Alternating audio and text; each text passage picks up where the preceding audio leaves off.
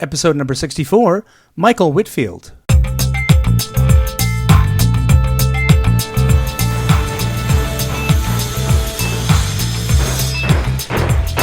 Alright, cut to edge of stage. Great. Alright, color frost. Check. 1, 2, 3. Check. Stand by, please. House to half, house out, lighting cues 1 through 10, sound cues 1 through 10.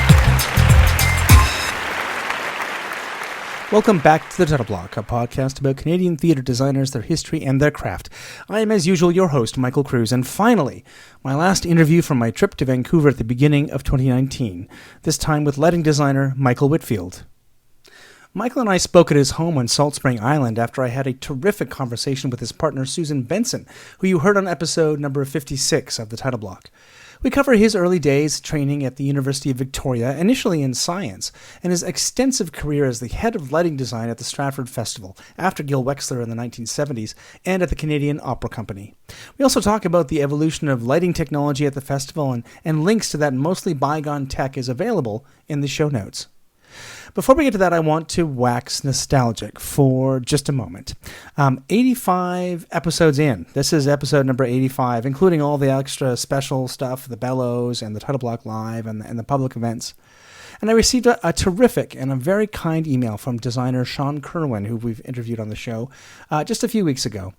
And she's one of the many university professors and instructors who are rewriting their course descriptions in light of the changing landscape of post-secondary education. And she praised our efforts here on the show to collect and share the history of design in Canada because she can use these to help her students understand the giants upon whose shoulders they stand. Now, I am, just thrilled to be able to build such a resource for Canadian theatre trainees and make a habit of actively remembering our ephemeral past. I want to hear from you about where I go next. Thanks to the efforts of Connor Moore, Michelle Cutler, and Michelle Ramsey most recently, our Title Block Live episodes have offered a more contemporary look at the state of theatre design in the north of Turtle Island. And now I'm not sure who to talk to next. I don't talk about my own journey here on the show much, but if you've been listening for a while, you know that I recently graduated from medical school, and I'm now a resident family physician in Kingston, Ontario. As I pursue an even busier educational schedule here, I need to your help to decide where the show goes next. Now, I've got some good ideas, given the conversations we've organized over the past few months on the YouTube Live, but please, let me know who I'm missing, especially from regions outside the GTA and in Ontario. Who in your region is considered the elder statesperson? Who is the mid-career maverick who's creating terrific art, or at least was before we stopped everything a few months ago? Let us know, either through the email at thetitleBlock@gmail.com or through a DM on Twitter at thetitleBlockCA or on our Facebook page. I'm also going to turn away a spell from the overwhelmingly older white past of Canadian theatre design and speak with some of the terrific BIPOC artists that have been featured on some of our panels. I need to talk to more sound and image designers as well and understand their process. And I need to talk to those in the first decade of their career to see the world of theatre from their point of view. It will be challenging for me over the next coming months and, a couple years, but I need to hear from you as I get further away from the business in my own career, 10 years ago. Now, I hope that you're continuing to weather these tough times as the theaters are shut and we're all in stasis waiting to make art for a live audience. Please, if you can, consider giving to the Actors Fund of Canada at afchelps.org. Also, go to our YouTube channel for the Title Block, and if you missed out, listen and watch to the terrific panels we've had on the Title Block Live. We are bringing you more in the future with the help of the ADC to try to address a greater diversity of voices and to talk more about cutting-edge solutions to live theatre as we try to mold a different experience in these COVID times. Once again, I will not be charging the wonderful supporters at patreon.com while we all pause, but I thank you all for your past and future support. And don't forget to visit thetitleBlock.com to see the show notes for a deeper dive about the companies and the people we talk about on the show, especially this one. There's several articles from the 1970s in the New York Times and Maclean's that talk about some of the people that are no longer with us or that shaped theater so long ago. Now, here's my interview with lighting designer Michael Whitfield.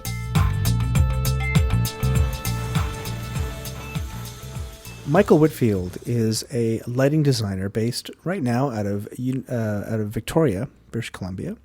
Was a resident lighting designer at Stratford from 1980 to 2007, which is a remarkable stretch of time, but also worked across the country in the U.S. and Europe and did opera and other sort of work outside of Stratford. And he has been kind enough to have me join him in his home here on Salt Spring Island, where he lives today with Susan Benson. Michael, welcome to the Title Block. Thank you. Nice to be here. Oh my God, those intros drive me crazy. Yes. Great. So, how did you find your way to theater? You told me that you were a born and bred sort of scientist before you started theater. First of all, I'm curious about what kind of science you were doing, and how you got into that, and then we'll talk about transitioning to theater. How's that sound? I was not a sort of a specialist science person at that point. I was sort of leaning probably toward physics, chemistry, but in fact, it was just the whole concept of, I think, the logic of science that appealed to me in a sense. And I'd always tried to be a good student and, do my homework and so on and so on. And science was sort of my featured interest. Now, it's not to say that I didn't enjoy literature and this kind of thing. But what happened is when I got to the University of Victoria, first year I took the required basic sciences, sort of preliminary launching pad type courses. But in my second year, there was supposed to be an arts elective. And I was referred, my mother was actually working in the English department on the campus, and she said, there's a professor that they've hired who's trained at RADA and is now teaching English and so on, but he's been offered a brand new course in theater as an introduction to theater, as an arts course. Okay, that might interest you. And I sort of thought, I've never had any interest up to that point in theater. And so I took the course and literally had a sort of a turnabout year. And I guess it was the fact that there was something in me that was artistic struggling to get out sort of thing, or from underneath the science, because I found that I really enjoyed what turned out to be actually a rather chaotic course, because this was the first ever. So it was kind of like finding its level even as we were taking the course. And I mean, you'd come in to do what was going to be, a day of studying Greek theater, and suddenly you had to paint the floor because the floor hadn't been painted and the show had happened that night and so on. So it was that kind of thing. And I think that appealed to me, that it was a kind of a seat of your pants occupation. And I sort of thought, well, I can kind of work this thing through. I can plan this. And I think it's back to, again, that there was a sort of a scientific basis, i.e. a sort of an orderliness that I saw even in the, what would you call it, the chaos of trying to get a show on. I said to myself, well, I think I can organize that. And in fact, one of the first things I did was in the summer stage manage a show. Now, I'd never stage managed anything in my life, but that aspect of it, again, calling the cues on time and so on. And I thought, and I actually went to, this is the kind of funny side, I went to a sort of a counselor fellow and said, I think I'd like to change courses and or change my focus. And he said, well, what do you want to do? And I said, I'd like to study theater. And his first reaction was, well, do your parents approve? And I thought, well, my parents were very generous. They said, you do what you want. I think I worried this man. He thought, how could you go from science to theater? And so as the department, or as the program and finally the department began to grow, I kind of grew with it. And I joke that I think it's because, coming from a science background, I could plug two lamps together and not blow something up, that I sort of fell into lighting. And it was a strange combination of, indeed, science, because you're looking at sort of behavior of light, optics, color, all this kind of thing, with the idea of being artistic and, in a sense, dressing the stage, what would you call it, reinforcing the play and so on. So I was lucky, because very many people nowadays would not have an opportunity to light more than maybe one or two shows in a year. I was lighting like 4 shows a year at one stage. And so I got an awful lot of practice. And we had a summer theater program at that point, which was great. It was high school students from all over the province were auditioned to come to be a small company for, I think it was a period of about 6 weeks, and they'd put on a play, and I was made sort of technical director, lighting designer, teacher, all that kind of thing. And so it all worked its way through to a point where, having had, I think it was actually 5 years of undergraduate because of having changed courses, I emerged with what was in fact in those days just a BA degree, but in theater. And then I had the lucky opportunity that one of the chaps who came to actually direct at the university was a British director, and he had liked the work he'd seen me do. And he said, well, I'm currently artistic director of the Bournemouth Theatre Company. Would you like to come over and be an electrician or perhaps a designer? And so I thought, okay, my mother was English. I should be able to get, the permit to work. But, oh, boy, that was when it was take a number in Britain. And I investigated, and it turned out I was number, 4,000,000.2 or something. And so I thought, well, I'm going to go to Britain anyway. And I actually went to Britain in the spring of 1968. And using family connections and also friends who were over there, I lived in and out of London for 5 weeks. 5 months. And I saw every show I could possibly see, National Theatre, et cetera, et cetera. And one of the things I always tell students now is looking around you and seeing who you're working with and your fellow students and, say, your teachers and stuff. Never sort of put anybody down or think I'd never see that person ever again, because it's a curious sort of big family, this theater business. And I never dreamed, as I was sitting there watching, say, a show at the National, that I would one day be actually working with someone like Richard Pilbrough, who was lighting the show, or working with Derek Golby, who was the director of a show, that kind of thing. And so thinking back on it, I was just very lucky. I had a lot of sort of lucky breaks at that point. I came back, and I guess I had one of those miracle offers, because a professor from Victoria had gone to Villanova University, small department, only a graduate department, about 25, 30 students. And I got a phone call, would you like to come to Villanova and get your master's degree? Because we really need someone like you who can build sets and light shows. So I actually got 2 years as a master's program, free of charge and paid for because I was an assistant, and came out with yet more experience in lighting, lit sort of, again, 4 or 5 shows a season, and got a master's degree out of it, sort of thing. Can I just stop you there for a second? I mean, as someone who was in London in 1968 and watched show after show there. Yeah. I'm curious because I can imagine a continuity of design with sets and costumes. Because the basic nature of what we see as an audience member really hasn't changed. I mean, sometimes structures get more three-dimensional, or maybe because of metal work or some sort of technology, they're able to fly things in a way that we couldn't, or that wasn't thought of, or was maybe was done in a different way, or problems that were solved a different way back then. But really, flats and props and sets and costumes, I can see the continuity from post-World War II to the present day. But lighting, because it's so technologically heavy, because it was so reliant on, the control systems alone were so different. Yeah. What do you remember about the quality of light and design that was being done during that time? We see photographs, and the reason I'm asking this is because you see photographs of that time were maybe not concerned about the lighting look. They were concerned about getting enough exposure to get the film stock, to get to see the costumes and the props and the actor and everything else.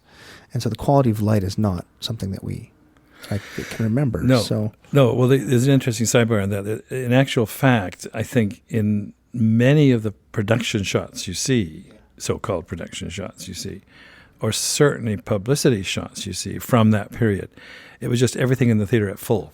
And here we go. And only in cases where, say, a theater company had somebody who was really good with photography could they even hope to get something that was close to what the show looked like. And interesting about the sets and so on, there was a sort of a standard of, here we go, it's going to be a fairly conventional use of the typical elements of set, the backdrop, the flats, and so forth and so on. I think excuse me, oh dear, I think that the theater that I saw at the National Theatre, which was in the Old Vic Theatre, was probably of a more adventurous standard, and even the few operas I saw actually a Svoboda production, I think it was of Don Giovanni, which one could hardly see. It was so dark. A lot of sort of flown goods and stuff. But the National was doing some very interesting work, both with sets but also with lights. And that was where Pilbro, who was really one of the sort of the leaders of that and it was in Ornbo, I think was the other one. They were trying to use light in a much more kind of creative way than purely let's get the illumination on the stage sort of thing. And because Strand Electric was trying to develop more sophisticated control, as was happening in the States to a certain extent, although not as much, because Broadway was sort of locking off a lot of the traditional, what would you call them? The big resistance dimmer boards, giant wall-sized. With five guys all struggling, sort of thing. Yeah.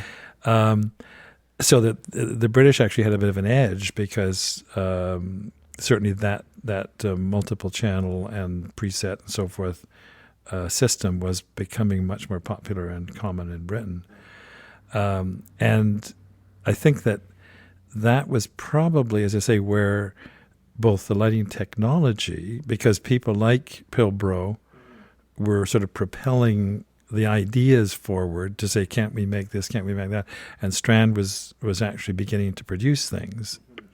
But also just the sort of the creativity level was far greater than it perhaps had been, because you had only so many limited units. And in fact, I mean, I remember the old Macpherson Playhouse in Victoria, when it was first sort of equipped as a kind of a regional, you call it like a rep house or something, it was very much a traditional, older British installation where you had circuits that were, red, green, blue floodlights, and then every now and again an individual circuit for a spotlight.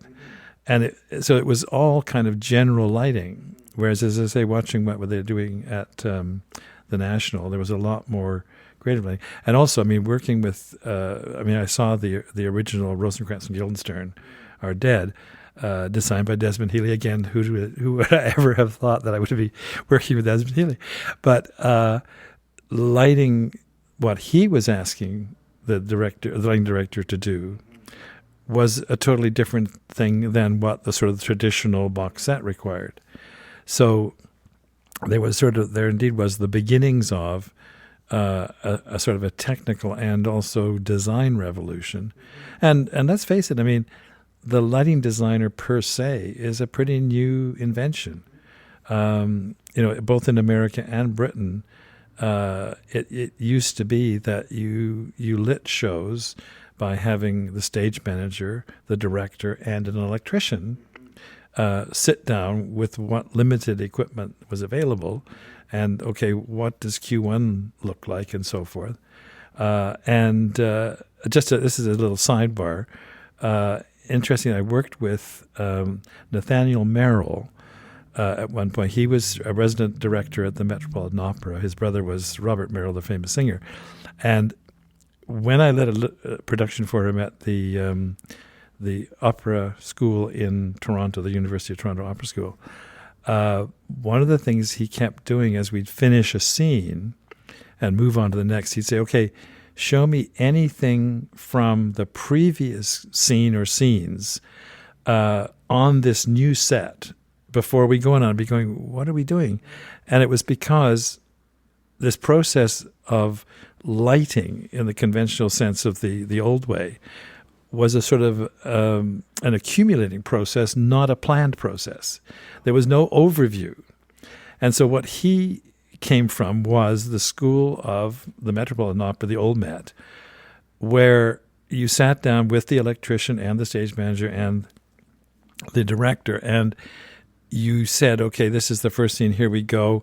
And lights were focused because there wasn't necessarily much more than a sort of simple cover rig for that scene. And then you went to the next scene and lights were focused and so forth.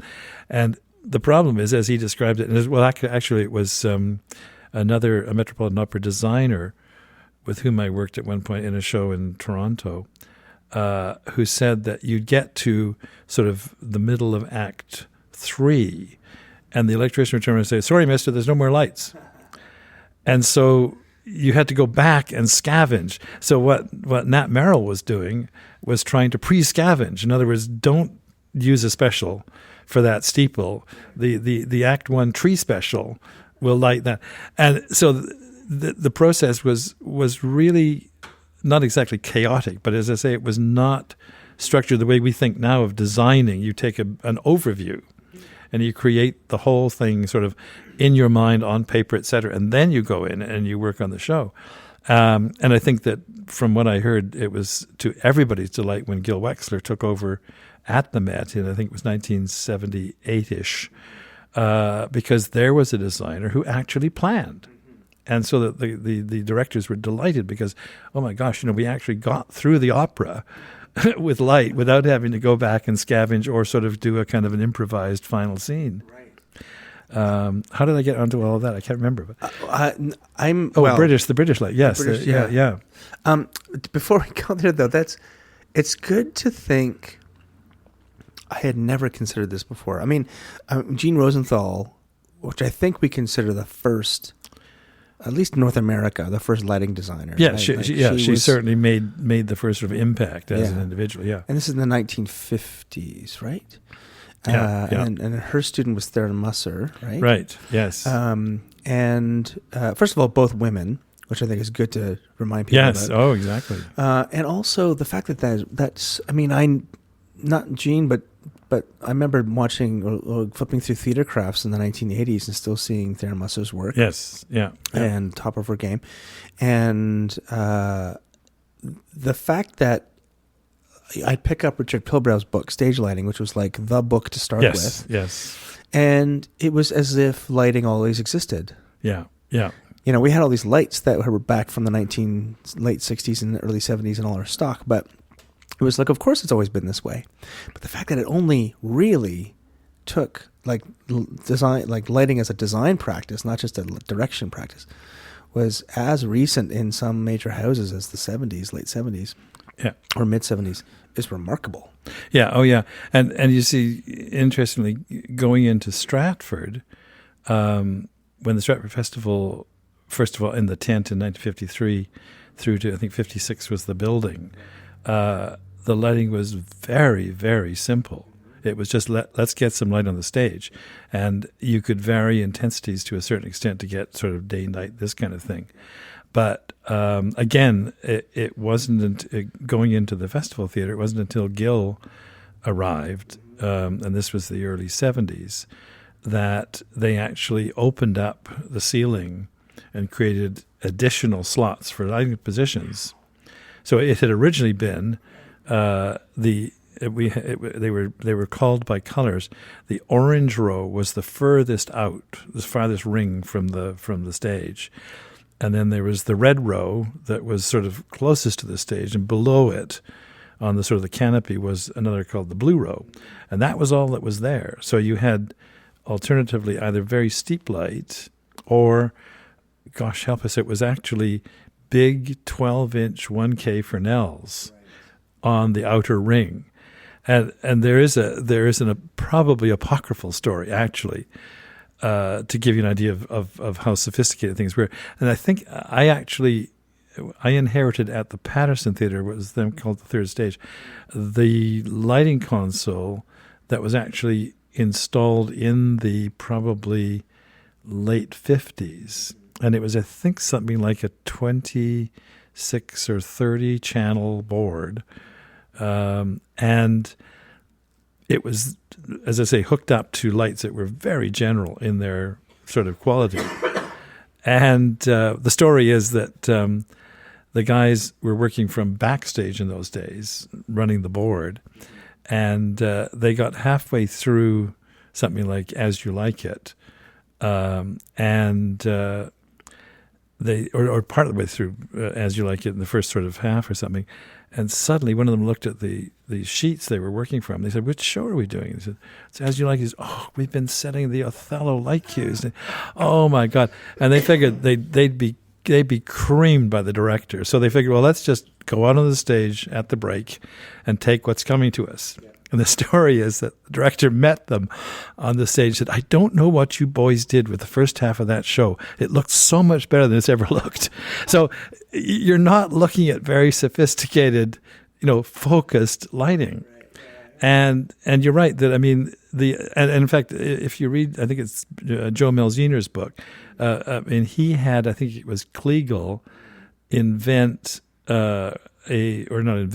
manufacture a new kind of lens for a spotlight. So he had a soft edge instead of a hard edge, and there's a case where the designer of the set was participating in the lighting process. So as I say, it was usually stage manager, director, electrician, but you could add the designer to try to get the balance on the design side. But no, the idea that somebody actually took charge of all of that was really in the sort of the probably early 50s. And the systems, I mean, certainly Broadway hung on to those old piano boards and so forth for the longest time. And I think it was, I can't remember the name of the play. It was the musical, the Chorus Line. Chorus Line was the first use of an electronic board. That's right. And you realize, my God, what they were dealing with up to that point. And mind you see, Jean Rosenthal remarks in her book, I think, that the guys were amazing because they learned the show off the cue sheets, and then they actually felt the show. And this is an interesting aspect of what you don't get with the contemporary boards, that the feel is gone. I always say that the worst thing in the world is a cue for a candle lighting sequence. Because if something goes wrong, the operator, unless they're running that particular sequence manually, is at a loss because you've got to back up or do something. And I've lit a lot of shows in my youth, as it were, with manual board operators, and some of them were brilliant at feeling a show. And of course, you had fewer cues. I mean, okay, an indication again, when I first worked at Stratford, 30, 35 cues, that was a big show. And I mean, now we're like 235 cues. Different world. In a small venue. Yeah. So that's terrific. I love that tangent. So let's go back to your first hire. So you do this 2 years of grad work.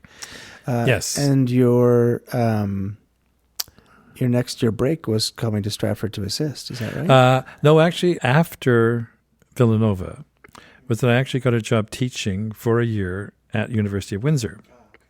And it was there that Sue and I sort of got back together because we had met each other in Victoria. And she got a job at the University of Illinois campus at Champaign-Urbana.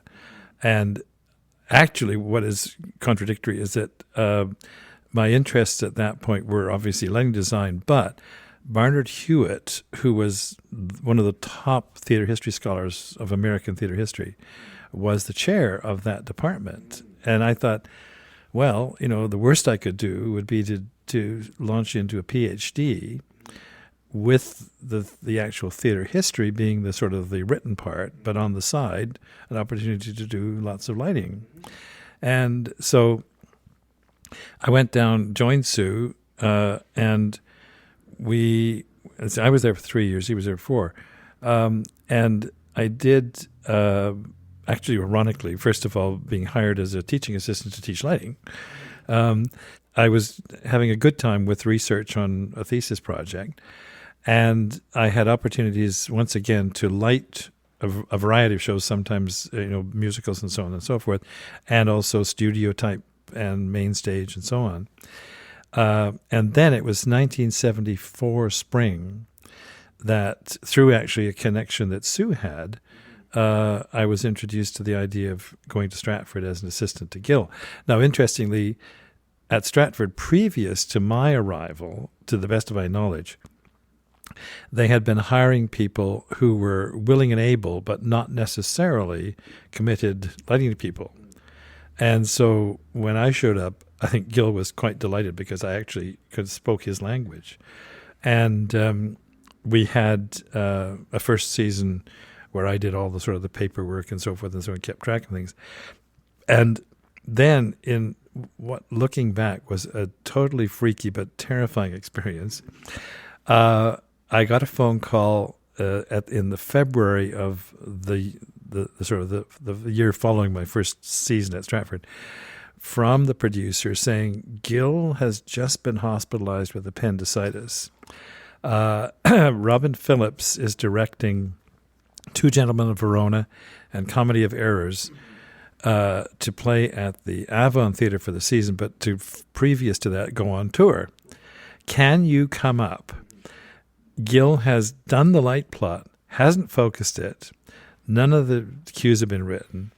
Can you come up and do the sort of the bridge work to get us to the point where when Gil, after a couple of weeks of recovery, because in those days it was serious operation, can come back and kind of take over? And I mean, it's like that story about the actor going blank on stage and going, why am I wearing this costume? Who am I? Who are all these people? I go up there, hadn't had time to even reread the plays. And knowing Gil's sort of approach to the show, I focused the show, focused the set, the lights for the set, sat down with Robin, and Robin, as it turns out, was incredibly good as a lighting, in a sense, designer. He visualized everything. So he sort of talked me through, and I translated into the rig, and we lit the two shows. And Gil came back after about the 2 weeks, looked at what I'd done, and said, "Oh my goodness," not exactly what he had done, but we kind of bridged into that. So I was actually the first Canadian to light a show for Robin Phillips indirectly. But that was that transition from working at the sort of the academic level with theater, and also, backtracking a moment, in 1974 fall, through connections from originally UVic, one of the professors had become the head of the drama center at University of Toronto. I was hired to be the sort of the technical coordinator for Hart House Theatre, and lighting also the shows for the season of the Hart House Theatre done by the drama program. And so that was still sort of a foot in academe. And in 1978, I was hired on by the York University Theatre program and spent 4 years there. But in fact, that 1974, starting off with Gil, and the 3 successive years, Robin gave me a couple of shows to light in that period. And then when Gil was offered the position of lighting director for the Metropolitan Opera, I was, in a sense, for a couple of years, sort of kind of de facto resident designer. But in fact, in 1980, the season, I think I lit 12 productions, all the two main stages, 6 on each. So I was sort of there. That was it. And rather rapidly, commercial work, in a sense, professional work, overtook the teaching. So in 82, I left the York University program. But I also, I mean, this is all the things we're lucky that by working at Hart House Theatre, I was, in a sense, right alongside the opera school, literally, physically. I mean, there it was, right there. And I've forgotten exactly how I got introduced to the opera school, but they learned that I was at Hart House Theatre and lighting shows. Can you spare some time to come up with us? And so I began lighting the student opera productions. And that was great because that was where I was introduced to the sort of the the bigger picture, literally scale-wise, of lighting opera and the conventions and so forth and so on. So I emerged sort of at the end of roughly 1982 with a fair amount of opera and a lot of theater under my belt. And as I say, then launched into commercial, when I say commercial, professional career as a lighting designer. And Stratford was home for a total of 35 years, I guess it was. And beyond that, it was that old business of connections. I have just some cleanup kind of history questions. Robin Phillips, where did he? I don't know where he came from before Stratford. Was he? He was Canadian, wasn't he? No. He was British. Oh, he was British. He was British, God. and he had. Didn't know that. He had.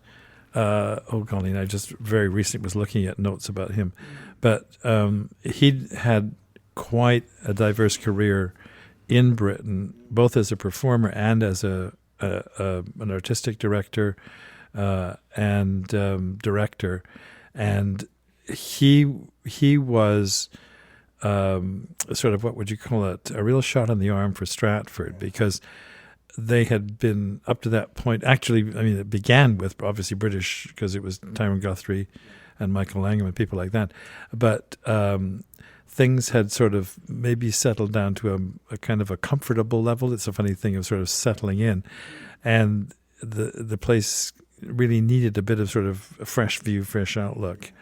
And he had the double advantage of not only a very good instinct for that stage, but also connections that brought in leading players from Britain, which actually, it had always been, Stratford had always been a very international company in a sense, because many of the performers were people who'd come over from Britain, Dougie Rain and Douglas Campbell, rather, and people like that. And Robin sort of, what would you call it, not reinvented, but reestablished the internationality of the company.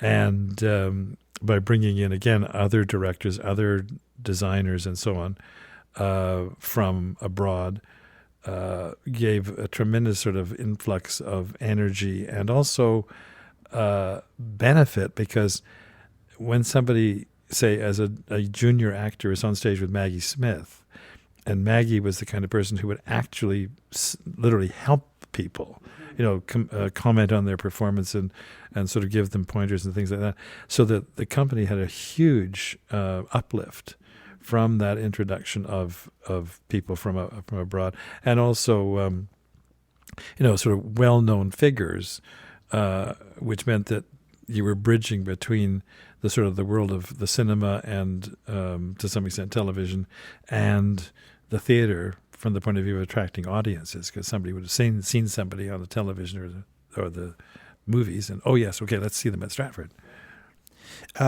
This has been a great experience, not only here today talking to you and Susan, but also the whole title block, because I had a conversation with Martha Mann, who she started her theater career at U of T, right? And working with the Upper Canada Playhouse, Upper Canada Players, and the alumni, and worked in Toronto, and was part of kind of the homegrown Canadian theater scene that came out of the Dominion Theatre Festival and the amateur movement in Canada. Right. And what I'm seeing now is this sort of a convergence of amateurs becoming professionals and a growing need to tell Canadian stories. But we don't have, until the National Theatre School and the establishment of the MFA programs in the West, we didn't really have a structure to train to an advanced level theater professionals, and people were telling stories. And so we've brought in some Americans, certainly in the Western MFA programs, but in Stratford and in the Playhouse out here and a couple other places, we brought in European and mostly British directors to sort of train people up and establish a Canadian professional theater. Yes, yeah. So I just wanted to make sure the audience know that we're tying all these knots together to sort of collect the beginning story of Canadian, the new wave of professional Canadian theater, right? And also, you see, it's the fact that although you have a British director, say coming in, like say someone like Robin, the point of view gradually is shifting to Canadian, because Robin's spent 6 years. What was it, 74 to 80, and you can't help but absorb something of what the community, the country, and so forth is saying. So that it's and I think that the thing that people forget, and it's very strange, opera is totally, at least in my opinion, is totally international. I mean, there are no sort of boundaries that say you have to be a Canadian this or whatever, and yet in theater there was always that sort of unease. If somebody came from somewhere else, you somehow couldn't be Canadian in the sense that you're not the same as the person who's actually grown up here. But I think that just as with the opera, I mean, you can have a very sort of Canadian quality to a show that's generated by local people, and the singer who's Italian, who's whatever, British, who's American, isn't going to somehow contaminate from their point of view. They're going to, in a sense, blend in with it. And I think that was the big misunderstanding, in the sense that when someone like Robin came in, or, I mean, you look at, again, talking about the internationality of opera, I mean, Lotfi Mansouri came into the Canadian Opera Company, and he very quickly picked up on the sort of the way to take his experience, unite it with the Canadian experience, as it were, and create shows that did very well. No. I mean, I spoke with Mary Curry yesterday about John Hirsch in Manitoba, Yeah. And how he created a wonderful collaborative and quintessentially kind of Canadian theater company in the Manitoba Theatre Centre. Yeah, exactly. And at the Vancouver Playhouse, we've got Christopher Newton in the 1970s. Yes, right? exactly. Again, Yeah. creating original Canadian works. That's all interesting. And the last question I had was about Gil Wexler. Where did he come from? Do you know his backstory? Yeah. He was from, as far as I know, New York, or the New York area, and he was trained at Yale, and I think again, probably through connections, I think some of his first big assignments were either New York, Broadway, or he was at the Chicago Lyric Opera as a sort of a resident designer. He also designed at the Royal Winnipeg Ballet. So he was doing a sort of a circuit that incorporated both conventional theater and opera and dance. I think it was John brought him to Stratford to do Satyricon. I think was the first show that Gil was brought in for.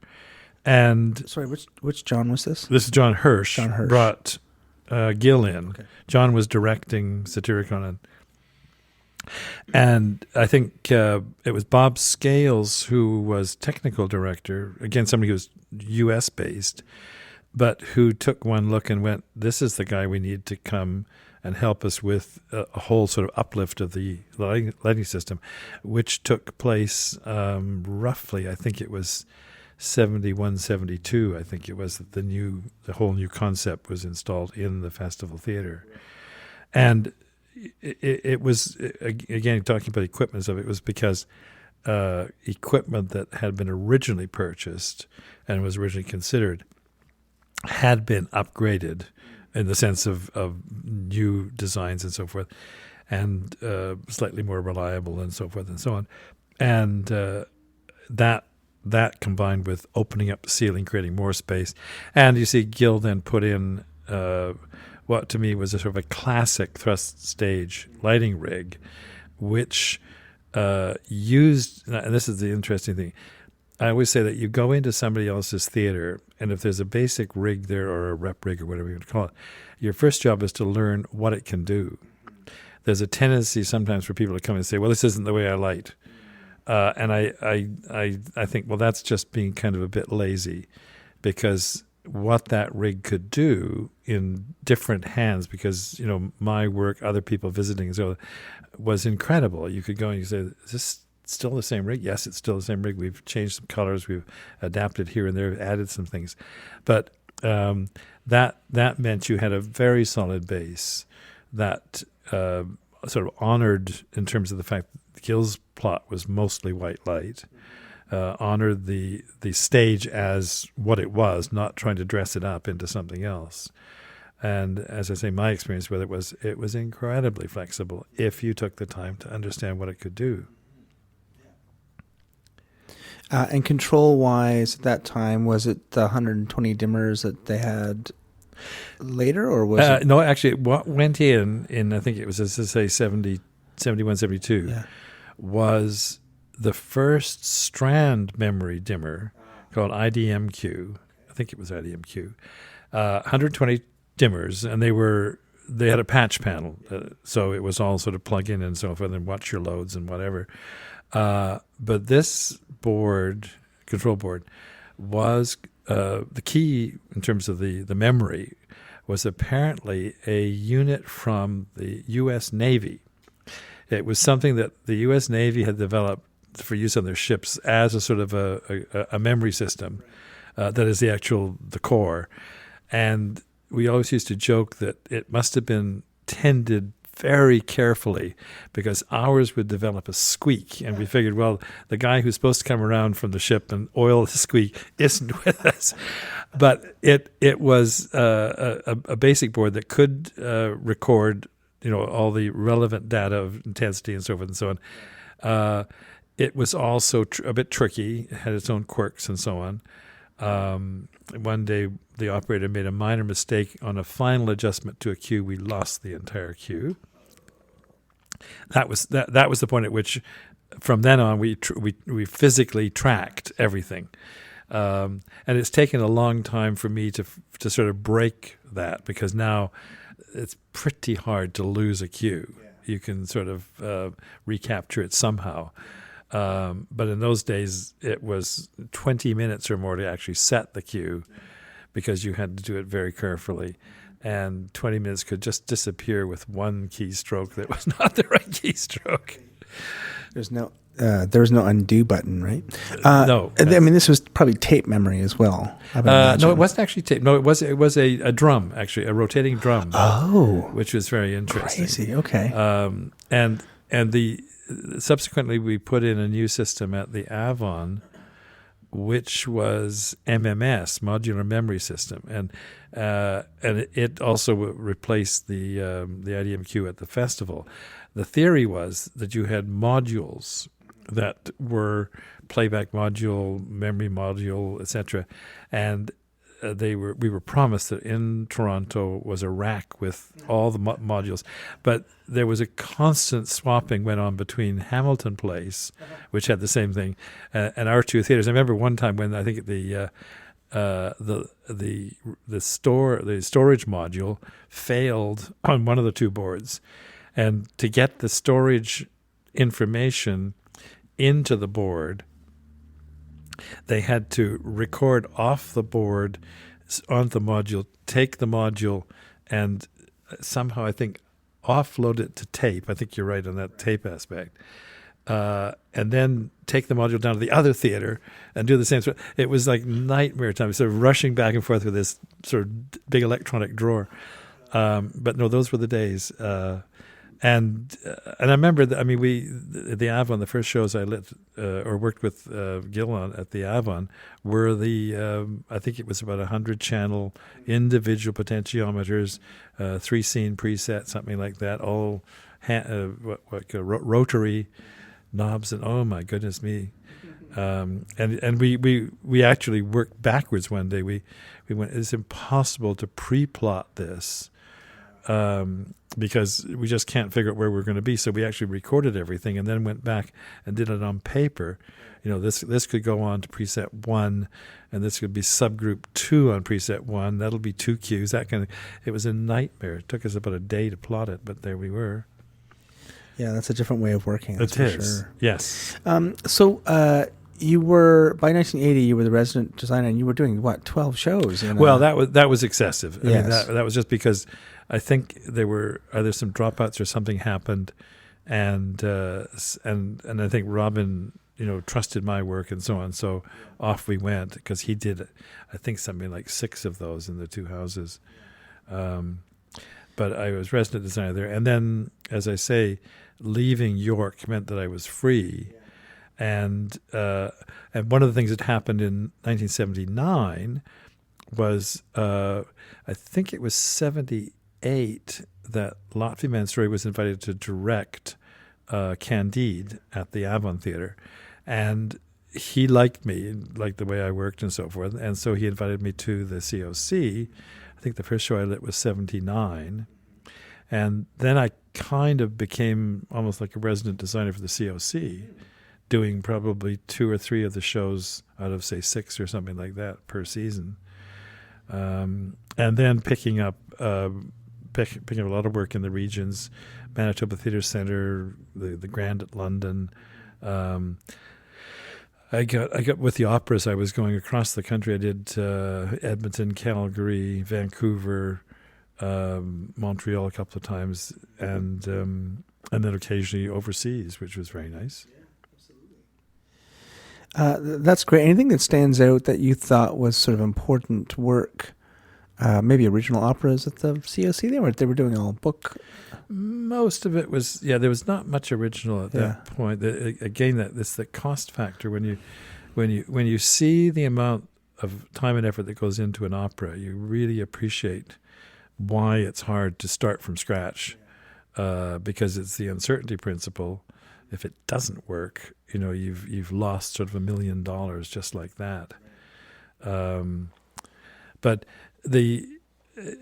it's hard remembering. I mean, one of the shows that I keep falling back onto as far as a really interesting experience was Virginia at the Avon Theatre, 1980, with Maggie Smith. It was a new play, and H.M. Tennant picked it up to take it to the Haymarket in London, and classically, that was a season where I was doing show after show after show. I think I missed like 2 openings because I had to go to the next one, sort of thing. But London, I was able to stay for the opening at the Haymarket, and I didn't really take in at the time how big an event it was, because it was pretty much Maggie's return to London. She'd been with the company in Stratford through much of the later part of the 80s.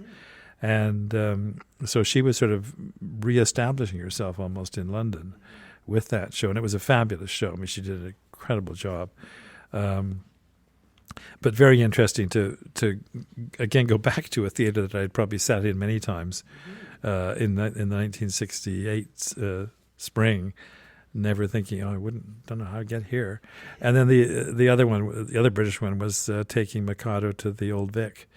It was the first show after Ed Mirvish, who'd bought the Old Vic and refurbished it, first show that went into there. And again, it was a great success for Stratford, for Sue, myself, and the company, and so on. And made special by the fact that we had Princess Anne as our guest of honor for the first performance, plus Jaguar cars were the designated chauffeurs for taking us from the theater to the reception, and which was at Savoy. So it was like, okay, pull out all the stuff. Here we go. Kind of fun. That's great. I had forgotten that Ed Mirvish had bought the Old Vic. It was. Now, see, I used to, as I say, as a student, I used to go there in that summer of '68 or that spring of '68, and it was still the National Theatre's home at that point. And they sort of banged it around a bit because they built out from the original stage and sort of blocked the old sort of boxes right against the stage, and I'm sure it was a kind of a pretty tired theater by the time they'd finished with it. And Mirvish, and I'm not sure what prompted it specifically, but I think he had an affinity for theaters that had, a terrific history and which were threatened by, oh my God, they could just demolish it and build an apartment building or something. So he went in there and he restored it to its former glory. And it was, a marvelous theater. And as I say, it was a great honor to be actually the first into the theater with a new show type of thing.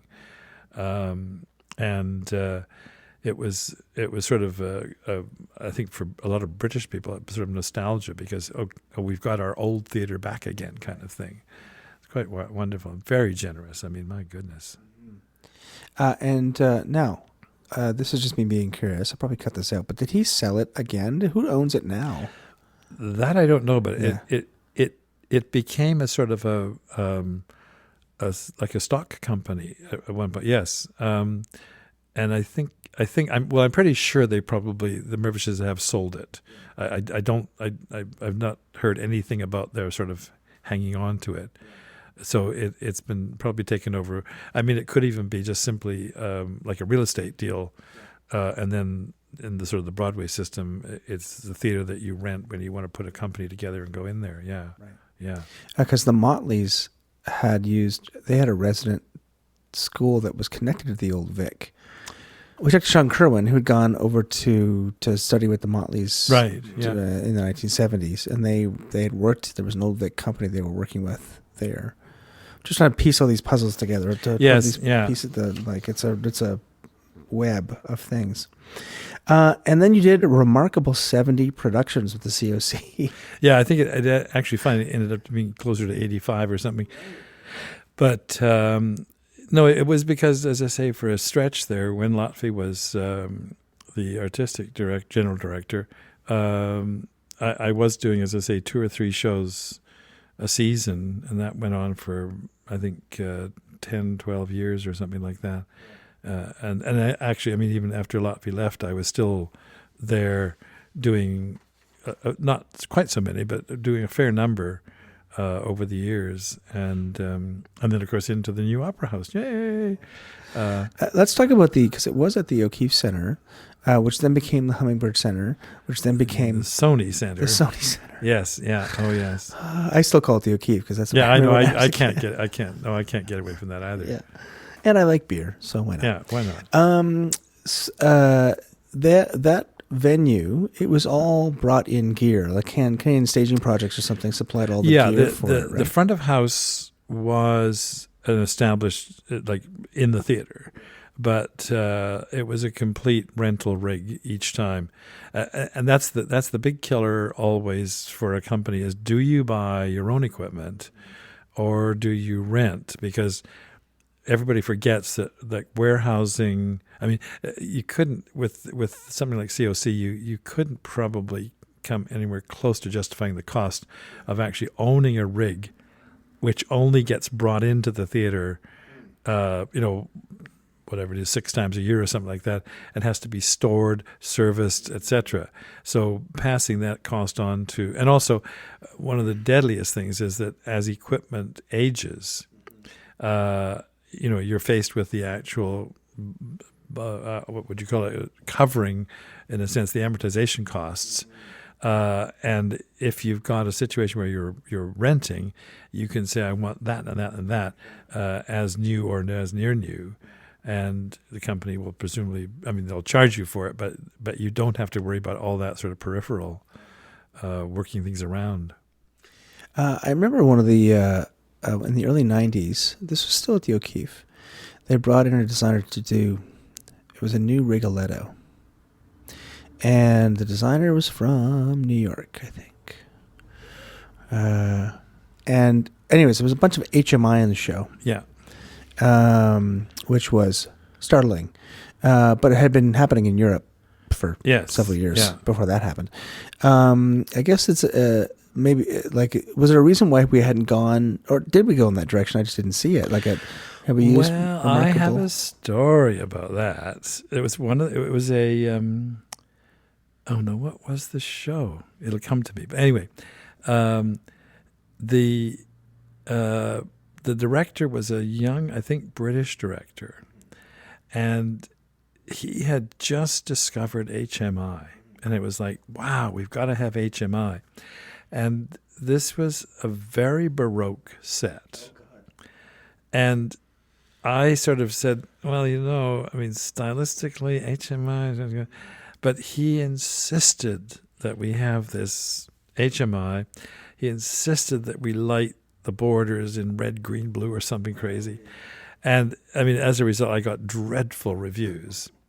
But the difficulty is, again, this old business that if something comes new, whether it be scenically or whether it be lighting-wise or anything else, fine if it fits, if it serves the production, if you can, in a sense, build visually or whatever it takes a show around that, and it all sort of integrates, fine.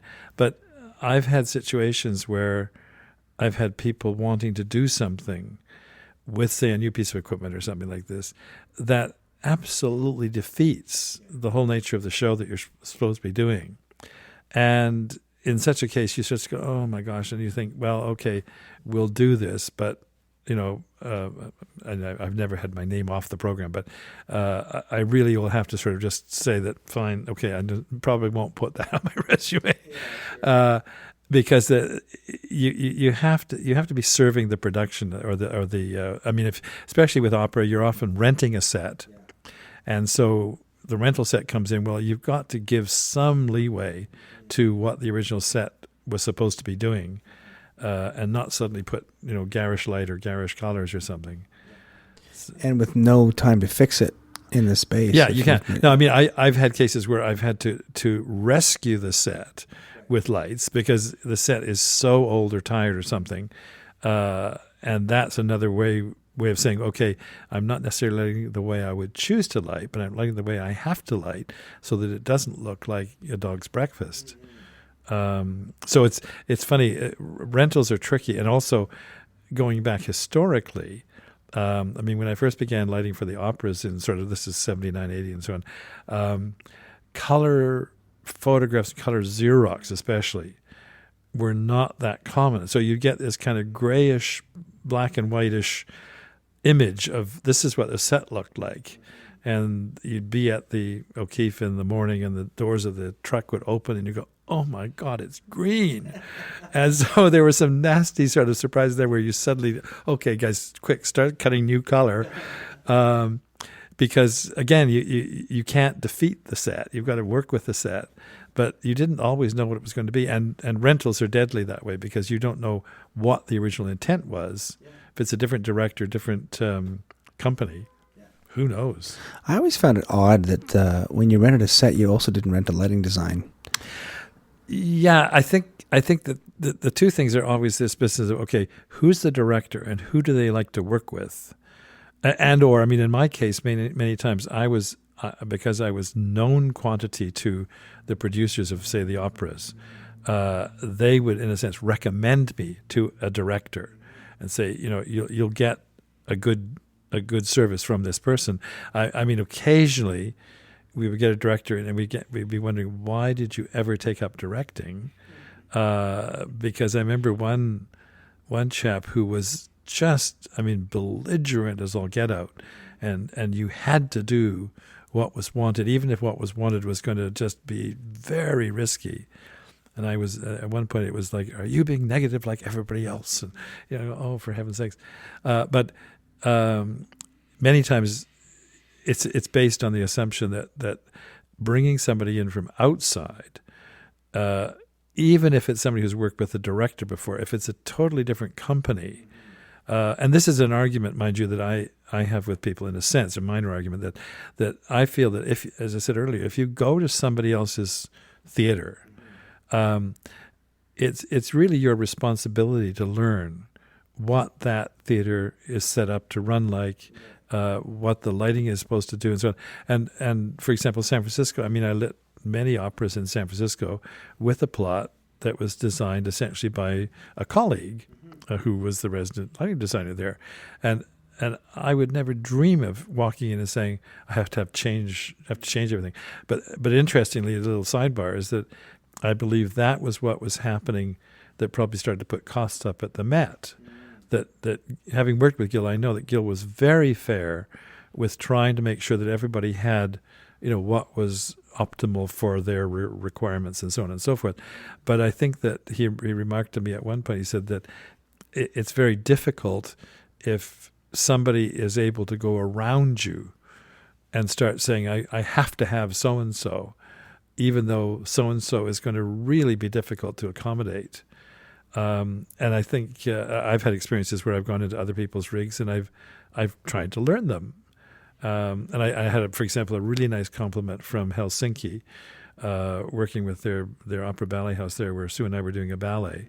And I said, okay, I'm not going to try to tell you how I light. I want to see how your rig works, because it was partly a basic rig, sort of a repertory rig.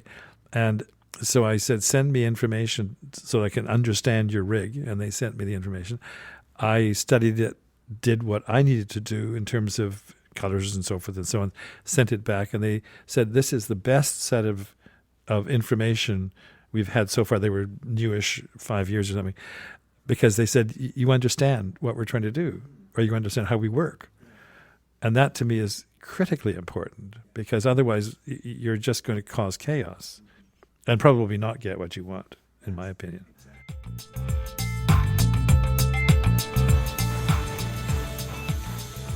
Okay, so we've talked a lot about how you got to Stratford. We talked about your work at the opera and some personal history. Let's talk about some technical history and the approach at Stratford. Now, I've been thinking about this the last couple of days because I've been talking with a lot of set designers and projector designers and sound designers, and because I was a lighting designer, I am most comfortable talking about the technical nitty-gritty details of lighting design, something we don't talk about. Like, I don't say to a set designer, how have your risers changed over the last 20 years? Your paint swatches, like what paint, like you, although there's some interesting paint ephemera, like the fact that you can't get certain colors of paint anymore and things like that. Or they're poisonous. Yes. Yeah. But lighting, for some reason, because of its very technical and systematic nature, it's something that also we can talk about in a common language. So I just wanted to apologize to people who think that I ask lighting designers different questions than set designers. It's just the nature of just the breadth of my knowledge. But I'm interested in how, first of all, lighting a Pross house is pretty straightforward. I think lots of people know how to light a Pross house. Yeah, I think, again, though, it's that business of, are you lighting it from the point of view of just making sure you got everybody visible, or are you actually lighting the show? Because I just had a fun experience at UVic, actually, that Jeffrey Wren, who is a master's student in directing, reworked Comedy of Errors using a lot of popular music. And he said, I want this to be a sort of a cross between a kind of a traditional show and a kind of a rock and roll / dance piece.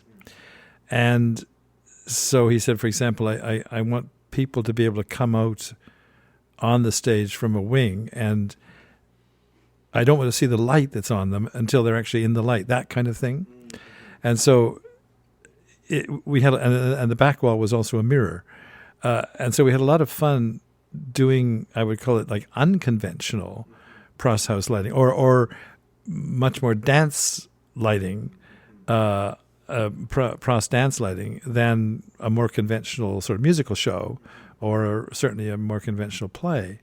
And I think that the assumption that it's easy to light a Pross house can sometimes dissolve into terror if you get like a big opera set or something that in scale, for example, I did a production of the David Hockney Turandot that was originally San Francisco, I think, and they rented it down to San Diego. And I mean, absolutely massive. And so that you're suddenly realizing you're not just lighting like the floor and people and the ramps and so forth. You're lighting great swaths of space. And again, I think it's so important that you actually do create the atmosphere or the style or whatever you want to call it that suits the show. It's not just bang, there it is. There have been some very good sort of live from the British theatres shows recently where you've seen a very tight pros stage, very cleverly lit, not at all the sort of the, fill it out and wash it over and here we are. So I always feel that what you could say is maybe there's no sort of simple formulas. Every time you do something, there's a quirk somewhere. And again, in trying to teach the lighting, it's okay. Start with the basic objectives, obviously being able to see the performers, but even that is something that you don't want to overdo, because you want to have the safety. I call it a safety net. That I can't quite see their face. Okay, here we can add a little bit of whatever it is, but if you start too conscientiously to make sure that every square inch is absolutely lit, and then especially if you're not very good at manipulating the actual levels and so forth, it can be terribly dull. Whereas if you approach it from, say take a show like Long Day's Journey into Night, it's all about the atmosphere actually acting on the story. It's when I say that, it's the story is watching a family sort of slide through the course of a day into sort of gloom and despair, and so that you have to light it with that in mind, not this is a lovely interior house, let's light it. That's interesting. I also wonder if, the original way that I was taught, just going from basics to the basic element of lighting is that we have to see people. Maybe we don't want to see all the people all the time, but at some point we're going to want to see someone. Yeah. And so we have to have some sort of system by which we can see a clump of people. And so you start with the McCandless method, the 3-point lighting.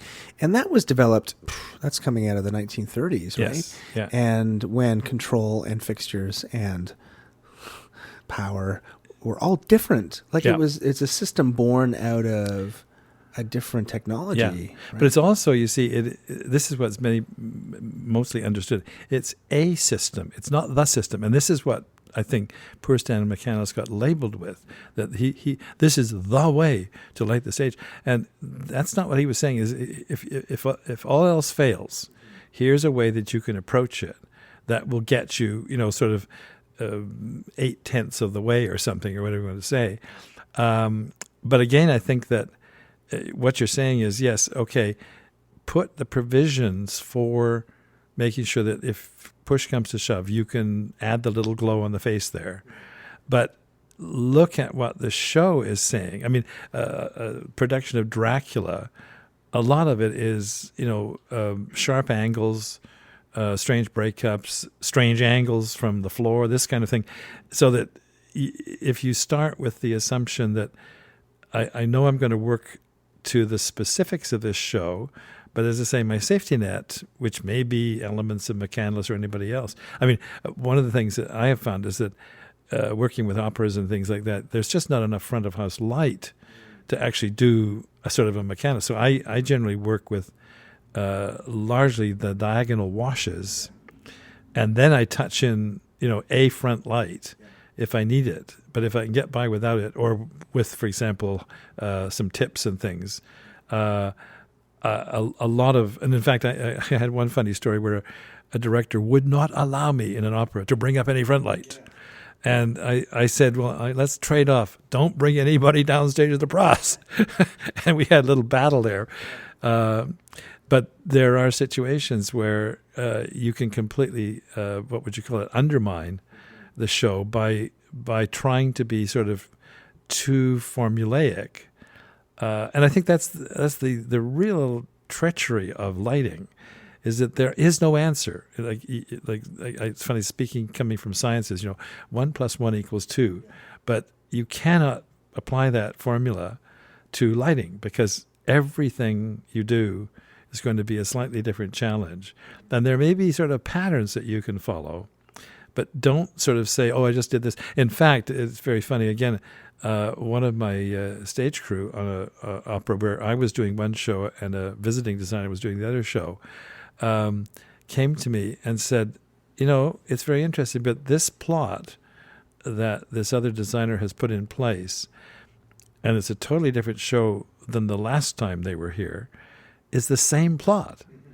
And I said, well, that's sort of strange because, when I do plots that are sort of the same, but I'd never say I just hang a plot that becomes the all-purpose. And so that you can, I think, fall into a trap where something works, but it won't necessarily work the next time. Because there's subtle circumstantial changes or a director with a different sort of eye. So I think you have to be cautious about sort of thinking that if I can just find the magic bullet, I'm there. So two things. Just to touch on that, I think we've talked about this before on the show, and I hate to repeat myself, but I think it's germane to this discussion. I wanted to get your reaction. I've just forgotten his name, but the lighting designer for the Broadway version of the premiere of Titanic, a friend of mine, I forget his name. He did The Unsinkable, of course. Yes. Yeah. He did The Unsinkable. I was waiting. It's our first pun. It's our first pun of the night. His way of working, which my understanding was because of the way the Broadway works and because of the long preview times, and it's a new show, so you're creating a new show from scratch. You put every lamp in every position with as many color choices as you can, and then you winnow away. Yes, yeah. Completely opposite to the way we work in Canada, where we go, I got 6 lamps? Yes, okay, yes. How am I going to use them? Yes. And it's a very broad way of working, but it also means that you're not rehanging lamps. Now we have to hang a whole new system. Yeah, it's a cost-saving system, essentially, or at least cost avoidance system. Yeah, yeah. And so in that case, his assistant would draft up the standard... Yeah. Red Rogers. What's that called? The Rogers, whatever. I can't remember the name of the theater now. Whatever the theater is. Yes, here's that version of that. Yes, that goes in. Yes, yeah. And then we'll work from there. Yeah. So that's. I just wanted to mention that. Yes. That seems to be a bit of a luxury. Well, it is, and it isn't, because the danger there is that you're looking at schedules that, back to your sort of Canadian equivalent, that, if I let a show for MTC, a Royal MTC actually now, if I let a show there, I have a pretty good chance to see rehearsals, a pretty good chance to take a little time with the set designer, with the costume designer and so on, and certainly with the director, to come up with something that is, for lack of a better term, pretty much a custom designed plot. And I think that what faces a Broadway person is that they're working on the principle. When I say they're working a system that says, we can't allow any kind of extra time outside of what exists in a schedule that was cooked up by the actuarial boys and everybody else. And so, and in fact, an interesting sidebar on that is that working with the company that supplied the opera with their equipment, I remember one time talking to one of the electricians who set up all the rigs for them and stuff like that.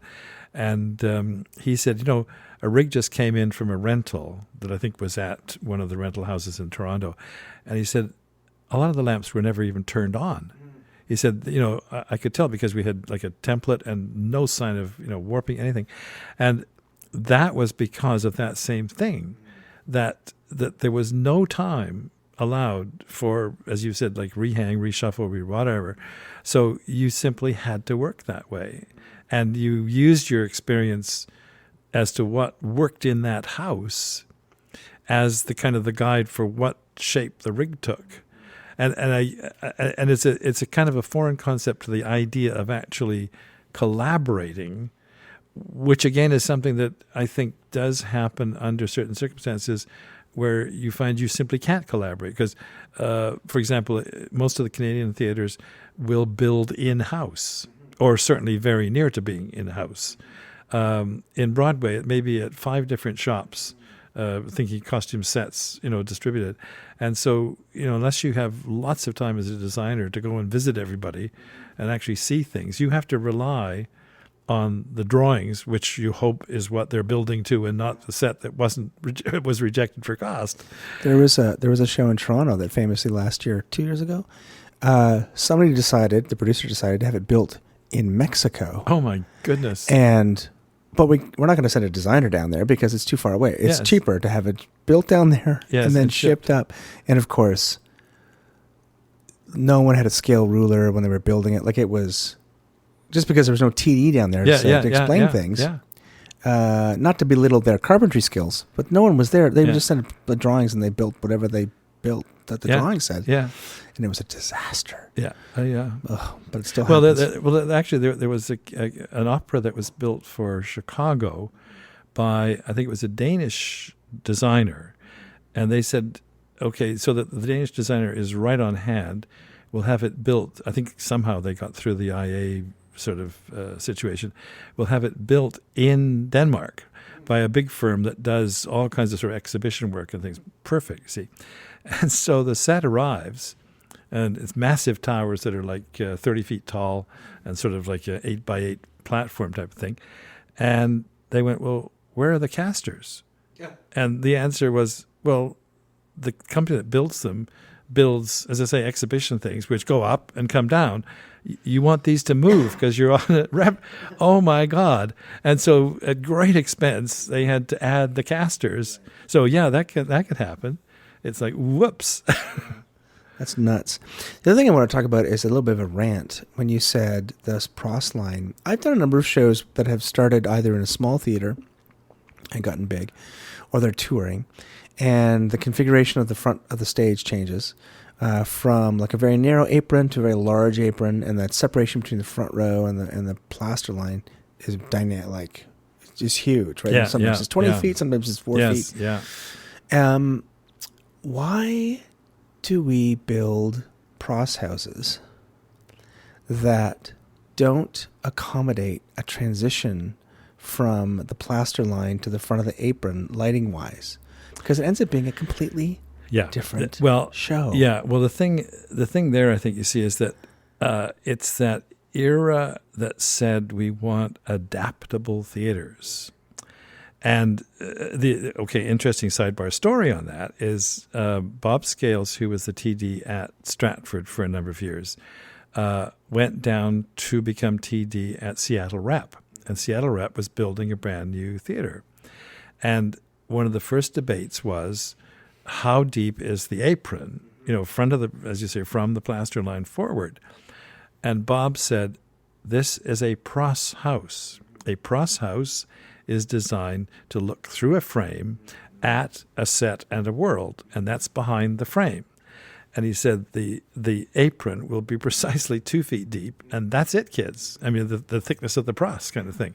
And I think the problem is that there's two things. There's so many places were built as pseudo-adaptable, i.e. we can build an apron, out, and then in the consultation process, nobody thought to ask if there was a lighting consultant, what should go out there? Should there be a grid or something like that, or some extra slots or whatever? And the second thing is this phobia that sometimes runs through either institutions or directors that says, I've got to get the actor close to the audience in a pros situation. Stratford with its Strat stage, I mean, you are within reach of the people in the front row.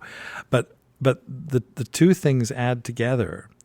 And I think very seldom, I mean, when we did a big redesign at the Avon Theatre, they actually put what amounted to two big kind of tech towers on the sort of the apron zone, which could be like box booms for shooting upstage in a conventional sort of behind the pros type show, or you could put in good side light at least. But I really think that it's the fact that a sort of an adaptable theater, or as they used to often call them, multi-purpose, is a no purpose, because you are hamstrung in some way or other. I mean, acoustics, for one thing. if you've got a deep apron and you play a lot on the apron, acoustics are going to be totally different than if you're at or behind the pros. So it's I know, and I love that position, which exists in some theaters, which is a pipe that is in fact just in front of the pros. There was one at San Francisco Opera, and it was great because you could actually make that very high, steep side light shot that couldn't get through the pros from upstage, but which you could link up with the side light that could get through from upstage, sort of thing. It's and I think you see again, it's a question of frequently theaters are built, I think, without everybody who's got their 2 cents worth to contribute having a chance to actually give this information to, shall we say, a good consulting firm and say, okay, this is what we want, and then keep referencing back and forth as the consultants come up with something. Frequently, there's a step missed somewhere. Somebody comes in after the drawings are off to the contractor and says, oh, I forgot to tell you, we wanted to have a, and then by then it's like, oh, shoot, can we do it? Or conversely, somebody is on the board and says, well, we really don't, I mean, lighting is so straightforward. It's going to be a whole bunch of pipes on stage, blah, blah, blah. Forgetting that front of house can be as critical. I mean, access to front of house, one of the biggest problems. And again, when we did the Avon revisit, we tried to make sure that there was access, because being a rep house, if you can't get to the lights, change colors and stuff, it's like nightmare. But the classic old proscenium houses nearly always have access problems in that front of house anyway, and frequently, up goes some kind of a truss or something to compensate. Yeah, I mean, case in point, the Winter Garden in Toronto has upstage, downstage pipes in the front of house. And they go a bunch of cantatas, they used to have cantatas there now. It may be source fours, but getting to them. Yeah. Oh, yeah. Some crazy ladder thing had to be like there was no. It was a bizarre solution. Yeah.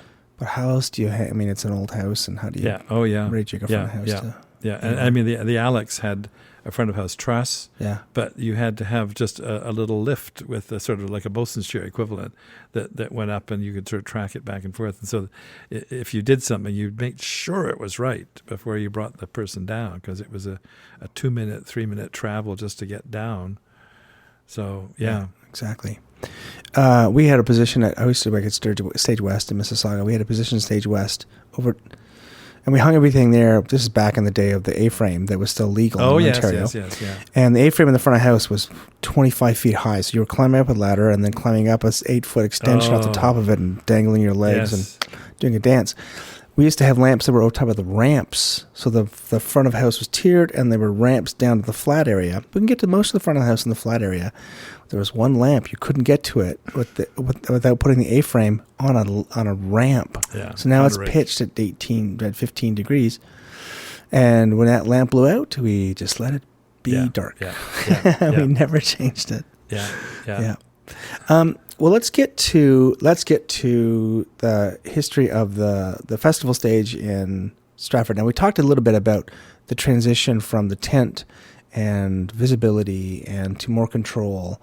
But what was the system? What was the system that you inherited from Gil to light a thrust stage? Initially, it was 120 channels, of which I think it was 60 or something were 5Ks or 6Ks, and the rest were 3Ks, that kind of thing, and a patch panel.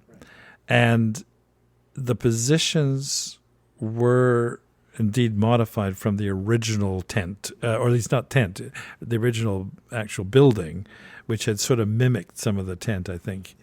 And Gil had done a very sort of good coverage rig with a combination of mostly 3 and sometimes 4-point areas, so that everywhere was basically very well covered from the point of view of the sort of the I'll use the loose term front light, and then a system of radiating backlights, and also some big diagonal backlight positions.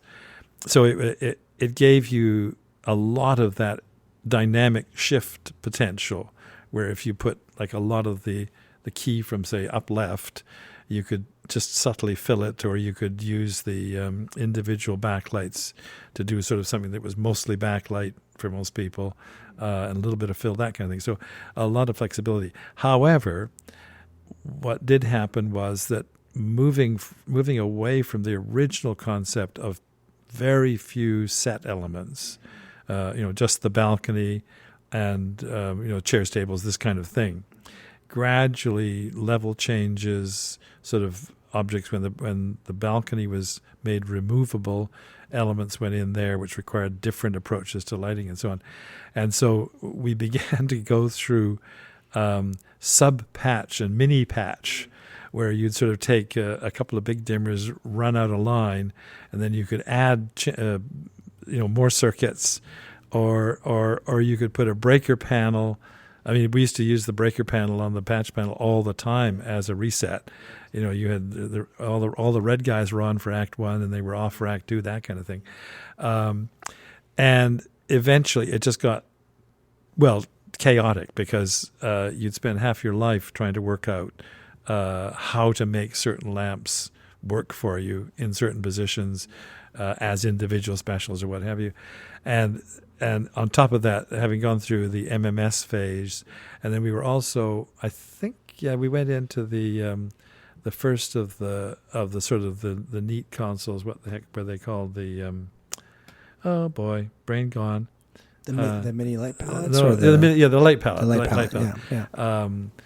Which one lovely story was that the one of the salespeople was asked by a high tech person about the computer system, what language does it use? He said, well, English. Anyway, but that meant that we had more flexibility, better storage, et cetera, more reliability. And then it became obvious that they were JTM dimmers, which probably were designed and built in the sort of the 60s.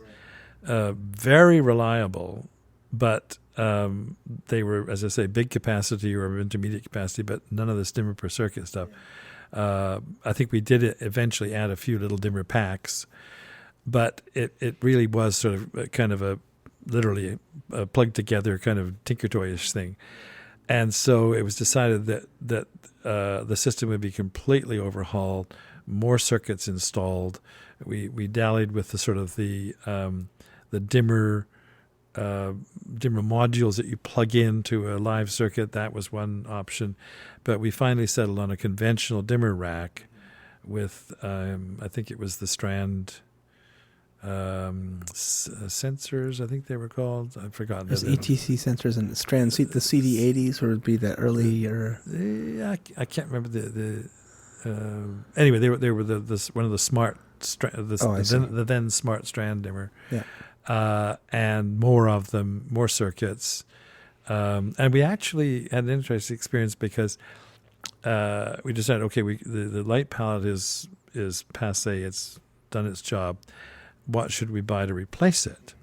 And just to give you an interesting sort of flip-flop, at that point I was lighting shows at the San Francisco Opera, where they had the AVEP system at San Francisco, and so we did a canvas of the major manufacturers, and had, I think it was 3 or so companies. I think Colortran, I think, came up, ETC came up, AVEB came up. AVEB showed up, and they said, "Oh, it's really frustrating, but the actual console has got left behind somewhere in the shipping. What do we do?" And so the guy who was demonstrating said, it's easy. He said, "I can show you how the system works just using computer hookup, keypad and so forth." And we all went, "Really?"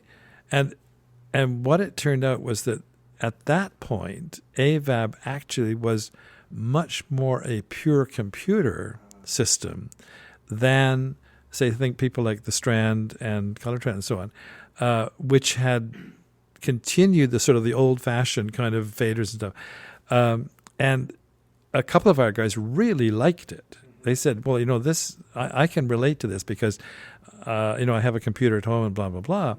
And so we actually chose AVAB. So we had AVAB driving the Strand dimmers. And I think everybody was generally very pleased. However, about 6-7 years after we'd purchased AVAB, unfortunately, AVAB split its sort of functions, and the actual guys who designed and maintained the system, the actual control system, like the programmers, actually were split off from the company. And the company, I think, was bought by, I think it was ETC or somebody. And so there was an awkward period where we'd always been able to just refer directly to the original programmers to solve anything that came up or to modify the program, because that was the beauty of it. You could easily modify it. So what happened there was eventually I think they ended up going to ETC, I believe. But one of the key things was trying to have the same system in all the theaters, because then operators could interchange, if necessary, even parts and stuff could interchange. But the difference when we got the new system was that we went to dimmer per circuit for most of the major functions, and used the groups and so on to be able to reconstitute the old pattern, so you could run either groups or individual dimmers, and it became, or individual channels, so it became a much more flexible. But effectively, now when I left, we were still using the basis of Gill's original sort of philosophy. I think it changed somewhat when I left, and I'm not sure exactly how. I know that there was talk of putting steeper angles on things. But for me, either arena or thrust is difficult, because you've got to be able to get into the eyes. And at the same time, directors are screaming, why is the light going way over there? So it's a kind of a moot point, I think, really. Yeah, whereas on a pros, at least you've got places to bury the lamp in off stage. Yeah, yeah. But in a thrust, there's no place to bury the spill. No. Although interesting that going to shows in Britain recently, where, for example, at the new theatre at Stratford upon Avon, they used the sort of the extreme rear up, left, upright wing positions to bury light. Dark wall. And so that as you came out through a door, you were picked up by light, but it was actually light that was spilling partly from the main part of the stage. So it was an interesting way to sort of solve it. Yeah. That's fantastic. And open white. Now, it makes sense because of the brown kind of natural or the stained wood deck. And I don't know, had you guys tried between color changes and stuff a lot in the 70s and early 80s, or was the open white just... Okay, well, what it basically was, and it goes back to this little business of design preference, is that you have to, when you're designing a show, come up with what I would call a reference white. And it might actually be pink, it might be lavender, it might be whatever. I remember somebody saying, I think it was a German director I was working with, that the Brecht open white was actually what we would call like HMI, 6,000 degrees, that type of thing. And I think the point, from my perspective, lighting the variety of shows that we had to light on that stage, was that using the open white as the reference color, at least you knew that it wouldn't grossly distort any particular choice in the designer's set, costume, whatever, props, etc. And Gill was very skillful in using the natural range of color that the dimming in and out produced, so that like a torchlit scene could be actually just a bunch of lamps and all that sort of 20%. Whereas the daytime was, a few lights at sort of 100%, that type of thing. And the second thing was obviously that if you chose a color, it probably would be impractical to change all, say, 150 lights of the so-called basic or something to that color, and then have to pull them out again for something that didn't really suit. And So we used basically the open white for area fills or whatever we want to call them, and sort of certain backlights and so on, and then washes that could be changed as color between shows. I had an interesting experience with a season at the Avon where we had an all white set. I mean, it was white melamine, white shag carpet, and I put open white on it, and I mean, it looked like the laundry yellows. Yes. You know, it was like, oh my God. And so I thought, well, I'm going to take a big risk, and I'm going to use the 53, I think it is, special lavender, or one of the special lavenders. And it cleaned up. The white looked great.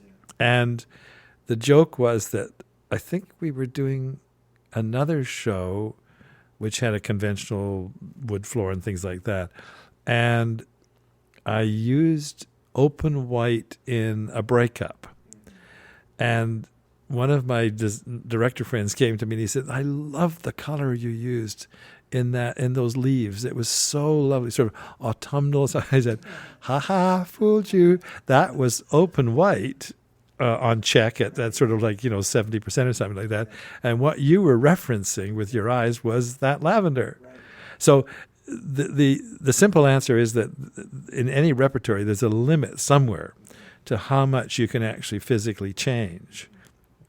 And I mean, I suppose we're rapidly moving into the world with the LEDs of actually having infinite change. And God knows, I remember working with the early VLs, that the only problem was that over the course of a season, there was a drift. And for example, lighting at San Francisco with the VLs, I'd come in July to do the pre-tech for a show that opened in October. And we'd look at the show in October and go, oh, wait a minute, the VLs are not the color that we chose, because just an incremental shift. Now, I think it would be less obvious with LEDs, because the LEDs are actually voltage, and bingo, it's going to be right. At least you hope it is. So I think that the way of the future will be, what I would call more or less infinite possibilities. And certainly the irony is that now that in Europe, I think they're saying that like everything has to start moving to LEDs, and they're going to have a hell of a time cost-wise refitting all these theaters. Although that may bring the price down in the long run. Who knows?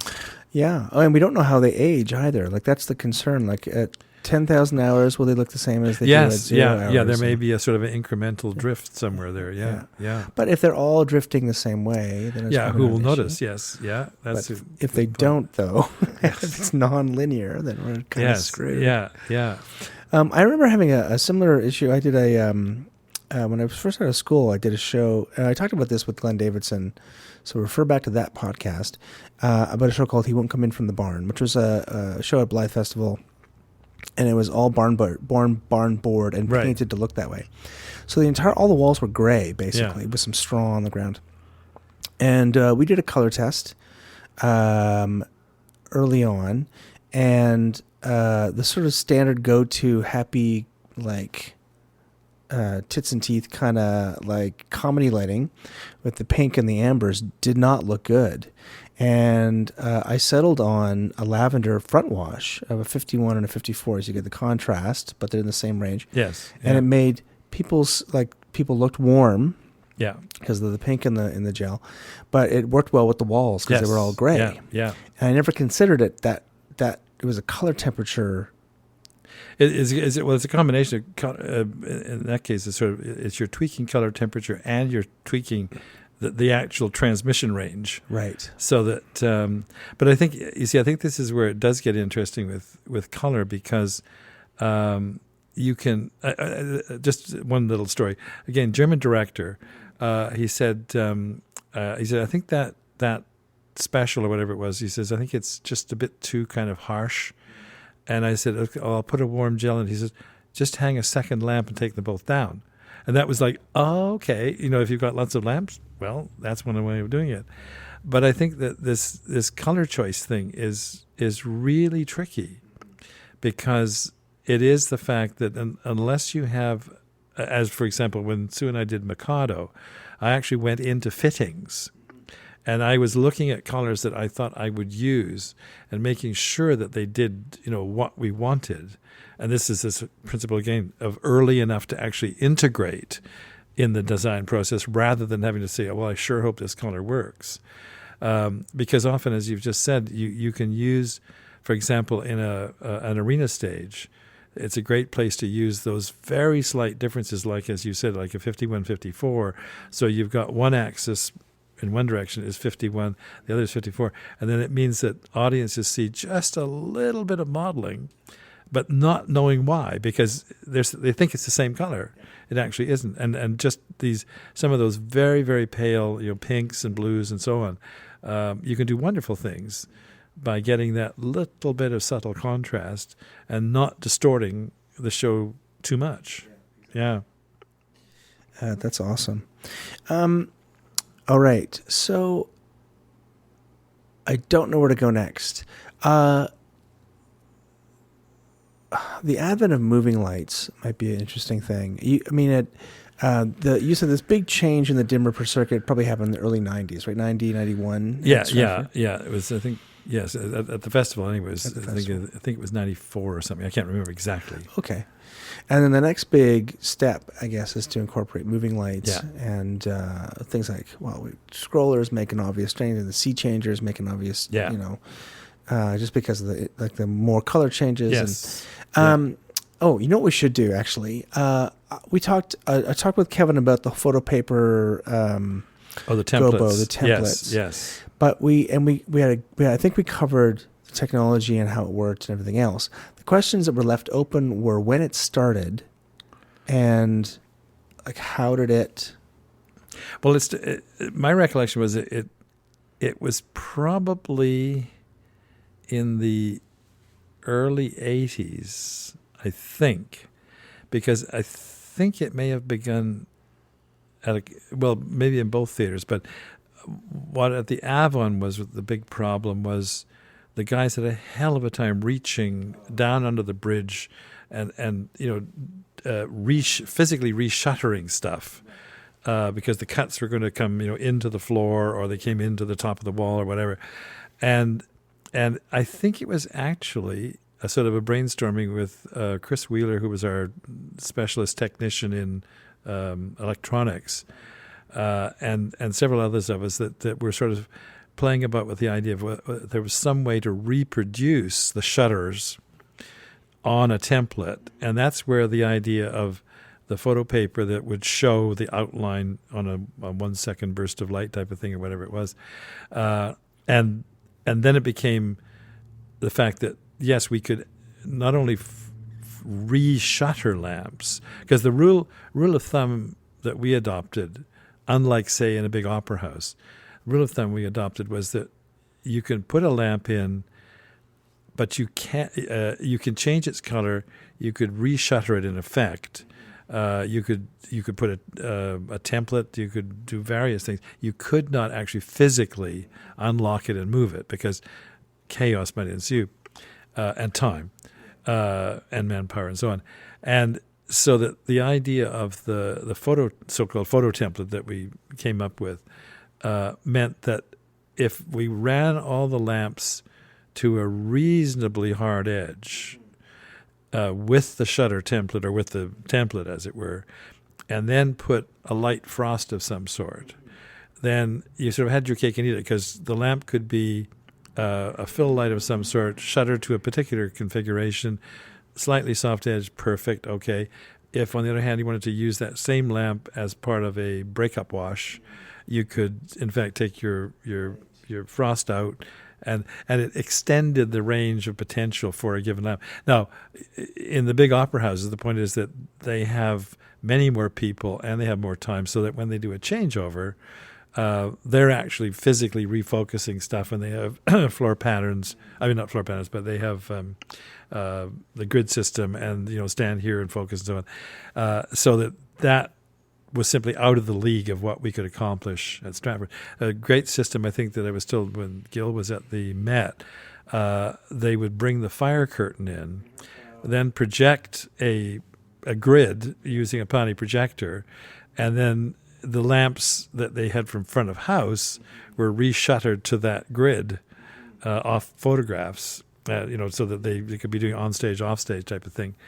But I think the key is obviously to set limits and say, okay, manpower-wise, time-wise, reachability, all that, what is the way that you can do the rep? I was going to say, on the Phantom tour, Alan Brody was the associate LD or assistant LD who toured with it, and they brought in a floor cloth. They would fly the pipe into the ground, and then they would draw a circle around where the thing is, Yes. and they would at least get a fairly close focus of where all the scallops were. Yes, So then that's you- right. Yeah. And I think I done that occasionally with just a roll of paper. Yeah.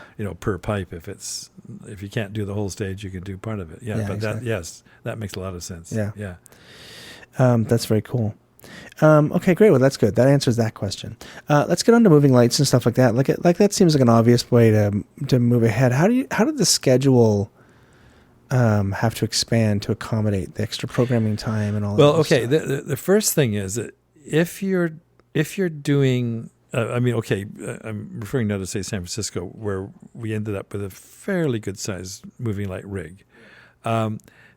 If it's really the fact that lamps that would otherwise be hard to access, or there's no position that you can shoot two directions, etc., because the lamp won't move.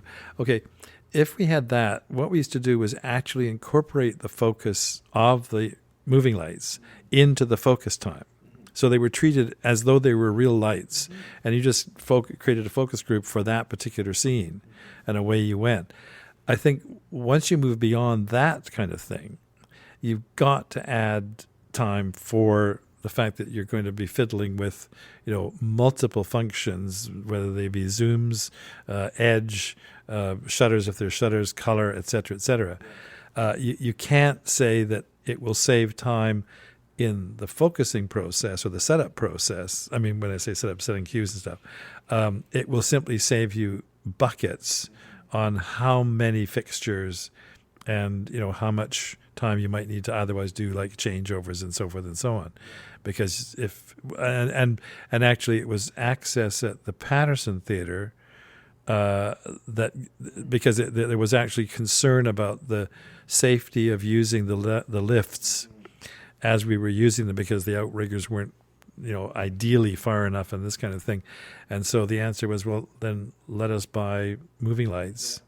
And the other thing about moving lights, of course, is, are you going to go for, I would call it horsepower with arcs, or are you going to go with incandescent? Because incandescent is a lot easier to integrate. And in fact, I remember Kevin Fraser was the first person to use the moving light rig at the Patterson, which was just the VL1000s with the incandescent. And somebody in the board who'd signed the check for $40,000, whatever it was, comes up to him afterwards and says, "Whoa, what's this fancy lighting thing? I didn't see any of it." And the answer was, that's because we were using it in a way that it was simply to get access to lights that otherwise were inaccessible, and constantly change them. So Kevin used them all the way through the show, but they never moved as such. Right.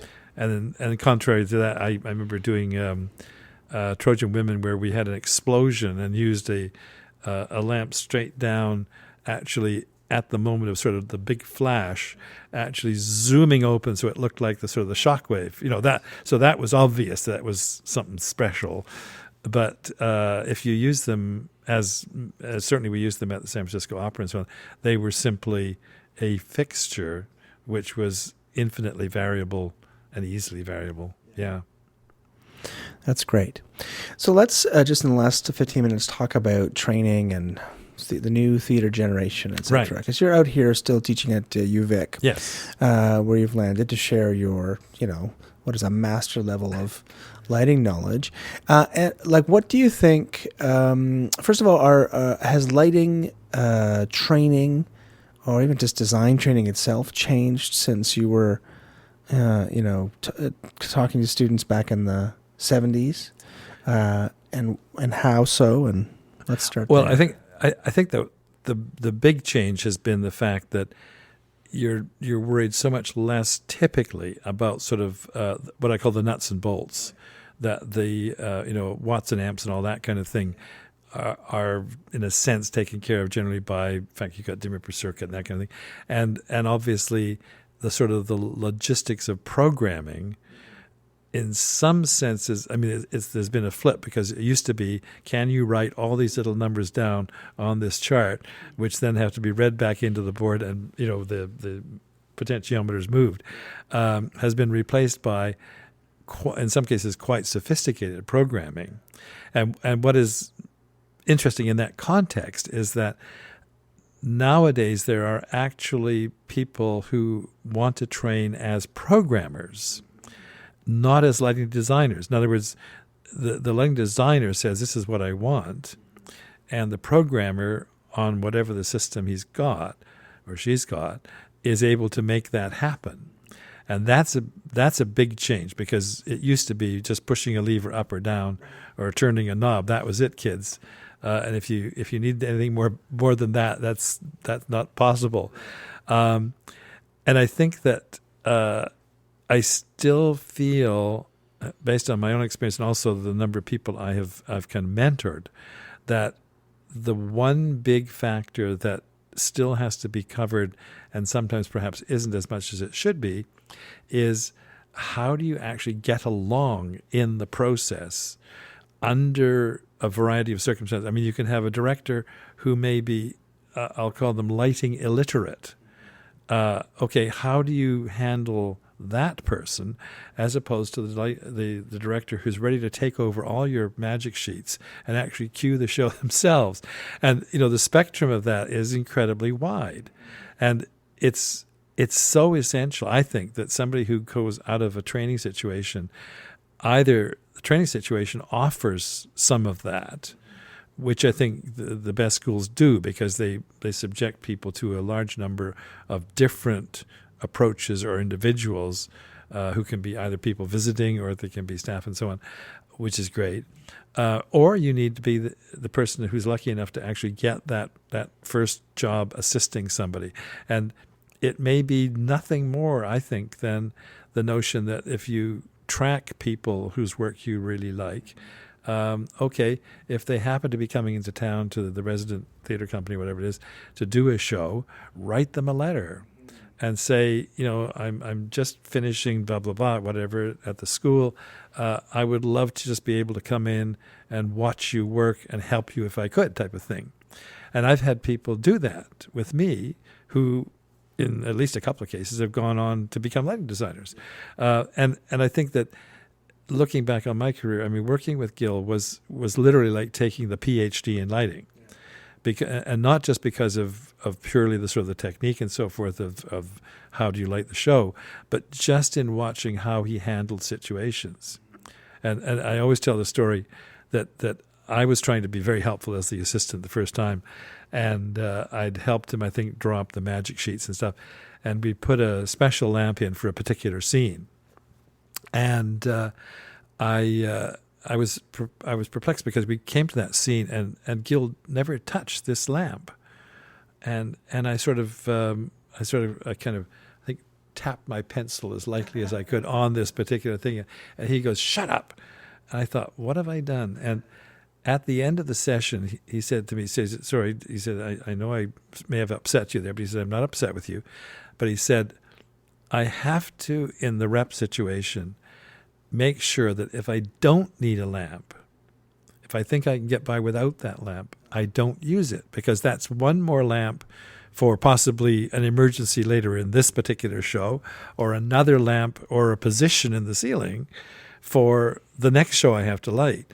He said, I don't want to make it look as though I can just pull the rabbits out of the hats, because the next thing you know, the director will get the bit between their teeth and be saying, "Well, last time we did that scene, this perfect light you had. Well, where's the perfect light for this one?" kind of thing. And I thought, now that was an interesting lesson, because there's a case where somebody who was new to the game wouldn't learn that. It's funny, because it's directing. Directing always wants to save a space, save an area, save a position on the stage, because if you keep using and using and using, everything gets very mundane. But for that special moment, find that. So similarly with the lighting, you want to be able to make sure you are saving things, and you're not sort of like just whizzing through and making it look like it's a walk in the park, because you've done a lot of homework and you've tried to evaluate, and you have got some things covered, but some things you may not. And so as soon as you start apparently being able to always get it right, you've left yourself open to, in effect, a very difficult situation, because the director will be on your back in 5 seconds for every little thing. That's great. Susan did not want me to let you off the hook about your commitment, whether conscious or not, to hire assistants and train the next generation of lighting designers, many of which are women. Yeah. Louise Guinaud. Can we list Louise Guinaud, Elizabeth Asselstein, who I saw last week. Asselstein. Yeah. Bonnie Beecher was one of my assistants. Yeah. Leslie Wilkinson was an assistant. More recently, just trying to think. There was somebody else in the back of my... Oh gosh, I can't remember her name. But she was actually an assistant at Stratford, and then got her degree and went on and is now teaching at Kingston, I think it is. I can't think of her name. She was a graduate originally from UVic. Should remember her name. Sorry about that. It's okay. There's many. And Sharon Reed is somebody who was with me coming down to San Diego and at Stratford, and she's teaching at U of T. So and a lot of the guys also are people that I worked with, and I think the point is that I'm looking at interest, I'm looking at the passion, and I think that it's, as I said earlier, it's critical that those people have a transition where they can watch and they can progressively participate. I mean, in my case, nowadays I will tend to always turn all the sort of the printing process over to an assistant. I mean, I'll do the rough plot and then say, okay, off you go, because I don't necessarily take the time on that, but also I haven't learned all of that the way probably many of them have done now at the sort of the training point. But I think that the idea of literally being able to not be in the driver's seat, but to see just how complex the process, i.e., dealing with the people, and it can be, dealing with the director, it can be dealing with the fellow creative team, it can be dealing with the stage crew, right through the whole spectrum, or a production manager who's on to you always about, can you save some more time? Can you save that kind of? It's seeing that being handled through an experienced sort of hand at it, as opposed to being in that situation cold and having to sort of suddenly go, oh my God, now if I fight this, I may never get another job, all that kind of thing. But the idea that, we ultimately are in it together, guys, and so collaborative solutions, give and take, all those things, and it's knowing finally when to employ whatever the technique, the generosity, the whatever that's needed, as opposed to the idea of sort of flying blind into tricky situations and crashing and burning.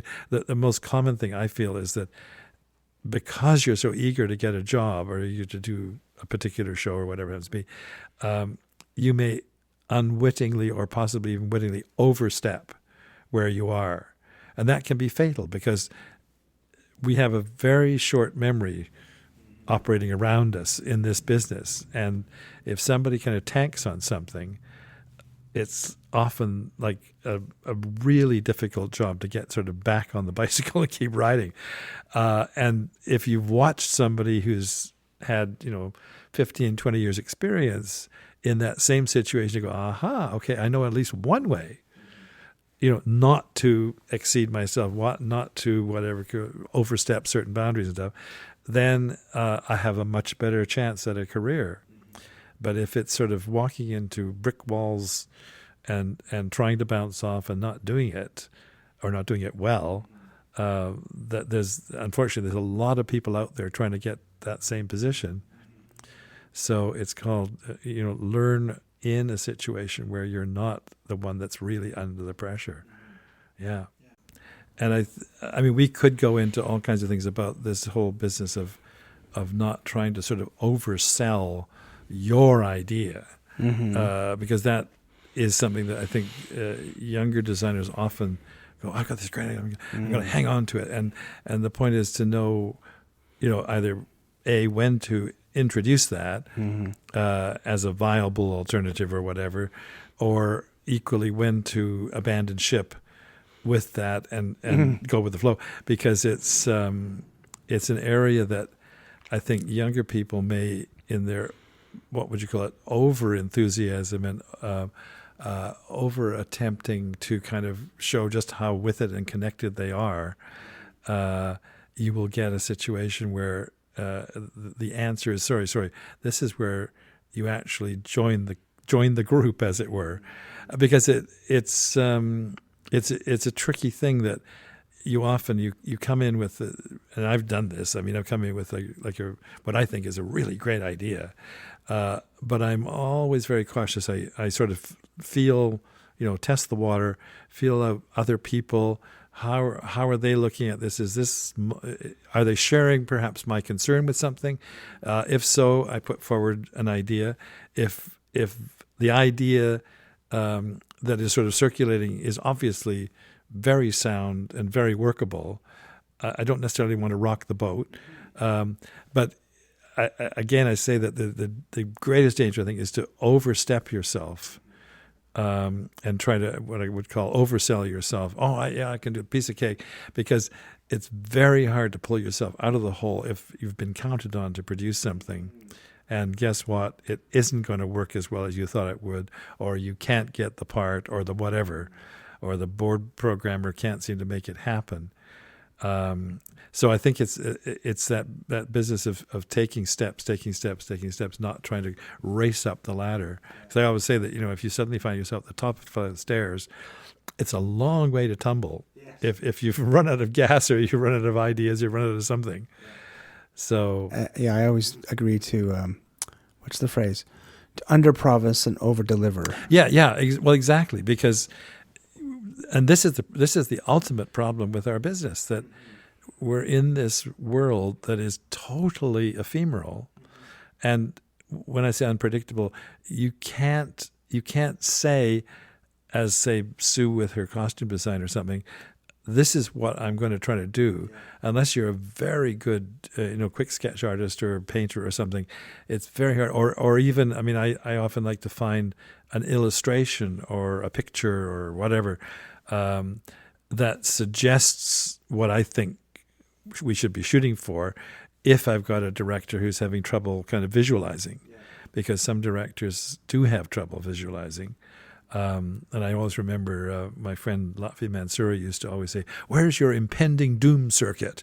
That kind of thing. And you can even introduce humorous aspect to the way you're trying to converse or get on the same wavelength, as it were. But it has to happen, as you're saying. You can't sort of go off on a tangent and then hope that everybody will cheer, or alternatively that you can crawl back without being spotted. It's tricky. All right, that's great. So I think that's a great place to end, and I think that you've shown that a commitment to the future is something that's been part of your practice for the last 35 years, 40 years, and you've done it while building an extraordinary career. So thank you for being on the show. My pleasure. I think we'll end it there. That was lighting designer Michael Whitfield talking to me from his home on Salt Spring Island in 2019.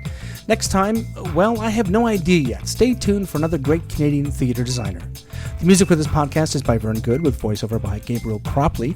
Please go to Apple Podcasts and give us a review. It'll help get the word out about this podcast and show the history of theatre design in Canada. And you can follow us on Twitter at thetitleBlockCA and on Facebook.com/thetitleBlockPodcast. You can send comments and requests by email to thetitleBlock@gmail.com. And don't forget that if you like the show, support us on Patreon.com. Feel free to share this with your friends, colleagues, students, and teachers, or listen to it while you hit the splat key and turn the cassette over to side B to record Act 2 as you yell, "Tracking backup? What the heck's a tracking backup?" I'm Michael Cruz, and I'll see you next time on The Title Block.